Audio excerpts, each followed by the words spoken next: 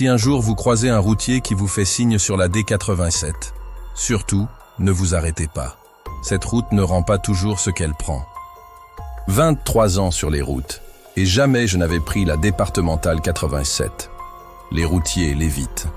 Les GPS la contournent. Même les cartes semblent l'effacer progressivement. Mais ce soir-là, j'étais en retard. Le client attendait sa livraison, et l'autoroute était bloquée par un accident. Alors quand j'ai vu le panneau indiquant un raccourci par la D87, j'ai tourné le volant. Au café routier, le vieux Marcel m'avait pourtant prévenu. N'emprunte jamais la 87 après le coucher du soleil. Ceux qui y passent la nuit ne ressortent jamais les mêmes.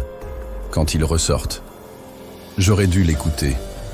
La route était étroite, sinueuse, bordée d'arbres si denses qu'ils formaient un tunnel au-dessus de ma tête. Pas un lampadaire, pas une maison. Juste les phares de mon camion qui perçaient l'obscurité sur quelques mètres. C'est après le premier virage que j'ai vu la première auto-stoppeuse. Une femme d'une trentaine d'années, en robe blanche, le pouce levé, à 3 heures du matin, en pleine forêt. J'ai ralenti par réflexe, mais quelque chose dans son regard m'a fait accélérer. Dans mon rétroviseur, elle avait disparu. 5 kilomètres plus loin, un vieil homme en costume noir, valise à la main. Même scénario. J'ai accéléré. Il a disparu de mon rétroviseur. Puis un adolescent. Une femme âgée. Un homme en uniforme. Tous espacés de quelques kilomètres.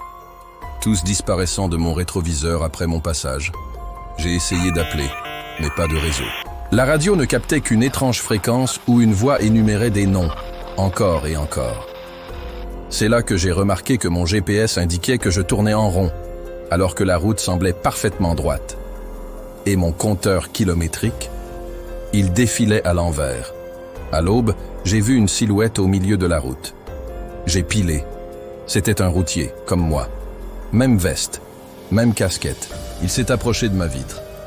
C'était mon visage. Mais ses yeux étaient noirs, entièrement noirs. Il a souri.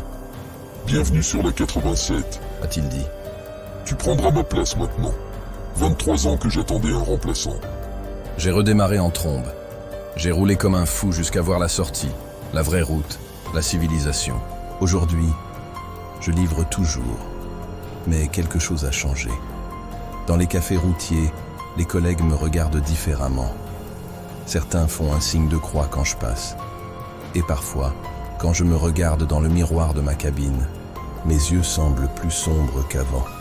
Si vous prenez la route un jour et que vous voyez un routier qui vous fait signe au bord de la D87, ne vous arrêtez pas, ne ralentissez même pas, car ce n'est plus moi qui conduis ce corps.